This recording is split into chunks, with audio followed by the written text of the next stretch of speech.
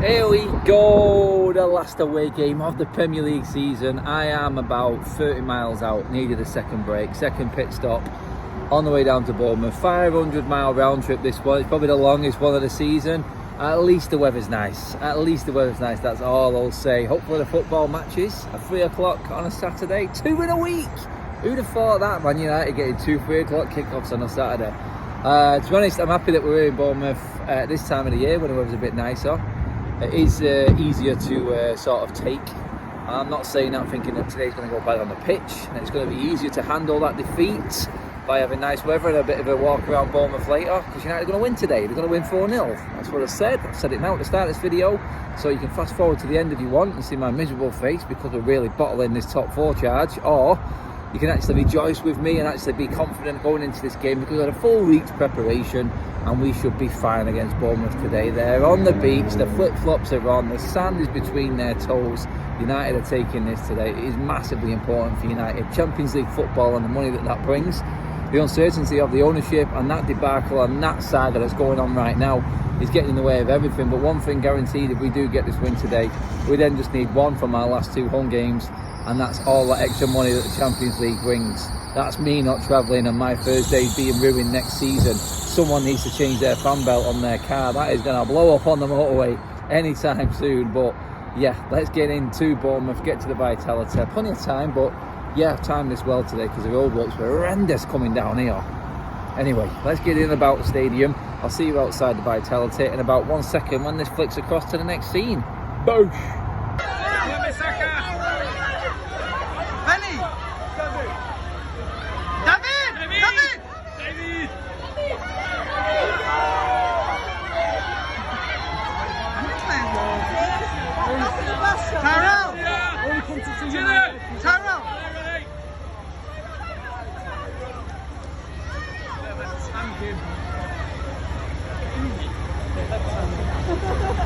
Oh wow. Yeah mate, got a bird for you there. Got a bird there, down south.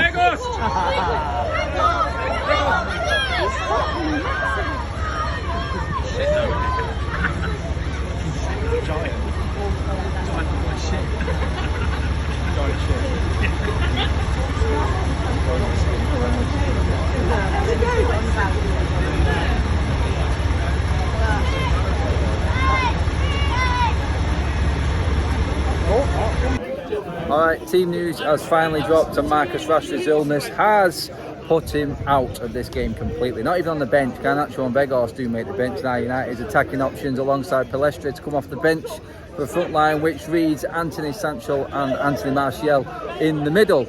Well, big performances needed from all 3 of them, who haven't been performing to the best, let's be honest, in the last few weeks. So yeah, the midfield is, like I said, where I think we'll win the game. Eriksen, Fernandes and Eriksen. Varane in the centre of defence with Lindelof again.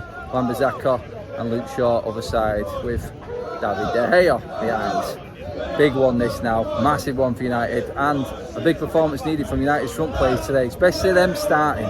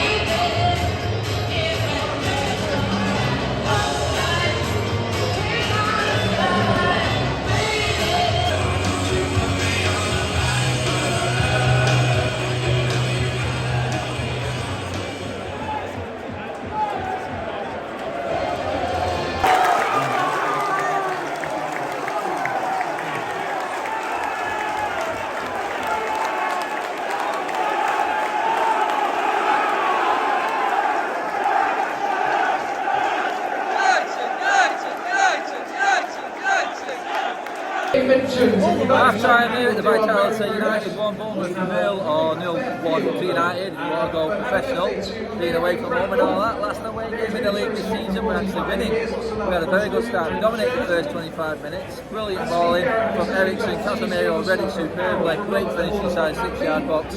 And you're thinking, go on, push on from there, United, push on. No, we sat back, we went into lethargic mode again, we've allowed Bournemouth to come back into the game again here. And you know what, look for a good save from the Gea. It could have gone down the road of United giving it away again when they've been well on top. 58% possession, 9 shots, again only 2 on target. The front line is diabolical. Them 2 shots have both come from Casemiro. We've got nothing from our front three. Anthony, to give him his due, has done alright, has been industrious. Martial and Sancho just do not combine well, and it is not working. They really need to up their game. Martial will probably end up staying on. Probably beg off for him. Garnacho eventually on for Sancho. But right now, I think we'd get more joy with Begos and Garnacho on over Martial and Sancho. I just don't see it. It's not good enough from them. I thought that would be a big miss today. Clean sheet now for the way things are going. Liverpool losing at half time. This could be the day we'll make a confirm top 4. That'd be very nice. It really would. But one half football to go. Anything can change at Anfield, and we know we're United. Anything can change here as well. Let's not give it away. We did it against Spurs. Can't afford. Let's just put this last. The fans deserve an away victory. And to be fair, the players aren't giving us anything. I don't think they look tired. I can't understand the tiredness with having a week off. The sun, the weather, it's warm. 22, 23 pitch side. No excuse still. Just put it to bed. Get out. Have a quick start to the second half. Put this game to bed. With one more goal killed Bournemouth off right now.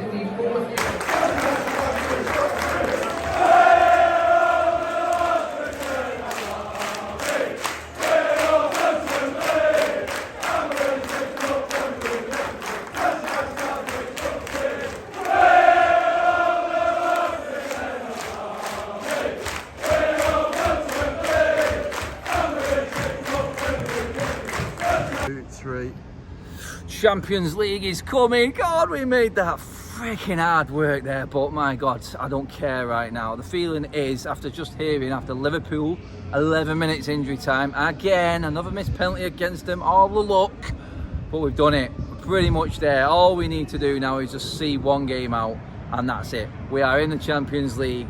That Champions League chime, the Tuesday nights, the Wednesday nights, the no more weekend spoil because of Thursday night football. You're welcome to it, Liverpool. Take it with both hands and enjoy yourselves in them far out weird ass places across some, I don't know, some place in Europe. Anyway, let's break it down. Today, we wanted an early start, we got the early start. Can we capitalise on that early start? Can we? Hell, we can't score to save our lives. That was hard work. That really was hard work today, and it didn't need to be. It really didn't need to be. There were players there that did not play well today, and there were players that did. I think it was half and half. The good half was probably the defence and the midfield.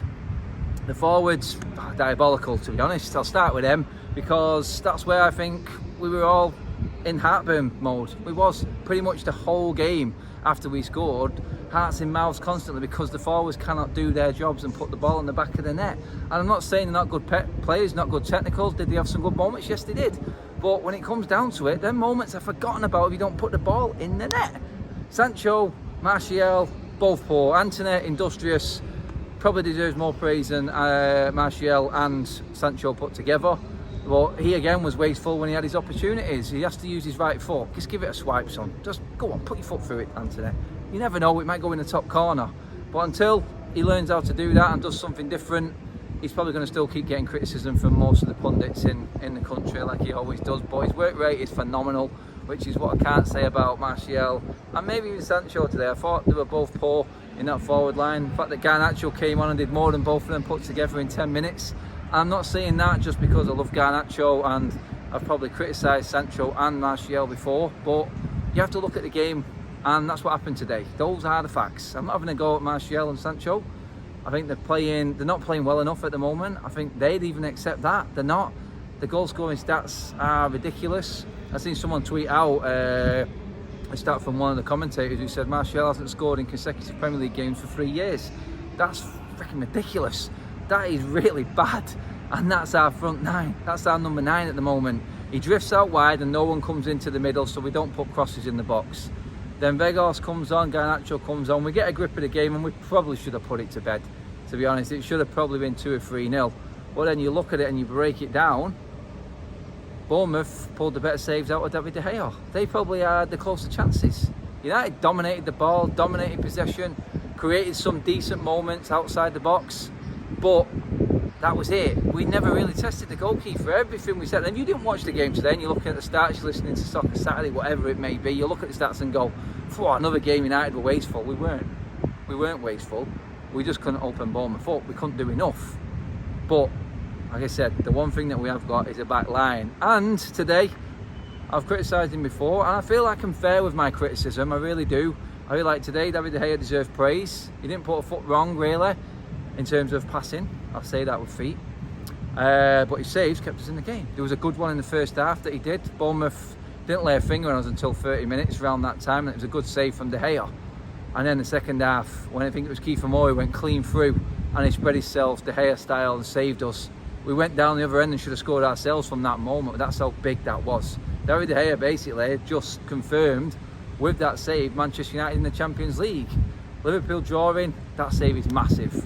Massive credit on top of that though, because Golden Glove is in the bag and he's earned it today, David De Gea, with what he did. But that defence in front of him, the makeshift defence that we've had to constantly change and mix around with. There was a moment in the warm-up where I think Malacia was probably going to start ahead of Luke Shaw.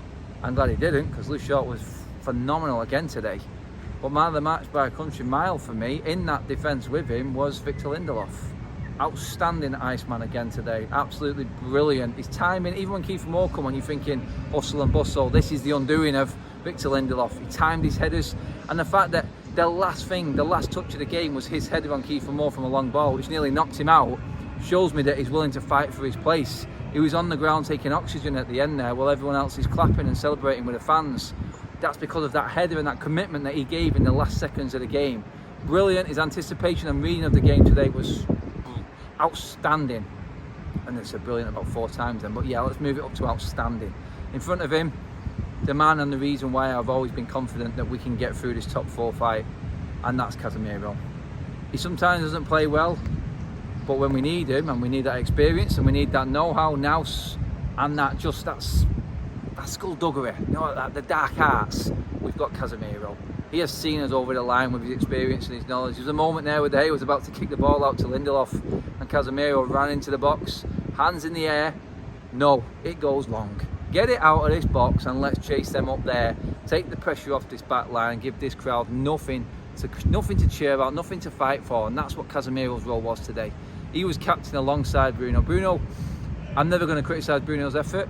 His work rate is phenomenal. He was everywhere today, but his quality and touch today wasn't on it. He really had a poor game in terms of his quality and output. But like I said, he was everywhere tackling back. Wan-Bissaka solid at right back again. Nothing goes past him, and Varane just strolls around like a Rolls Royce, picking up pieces.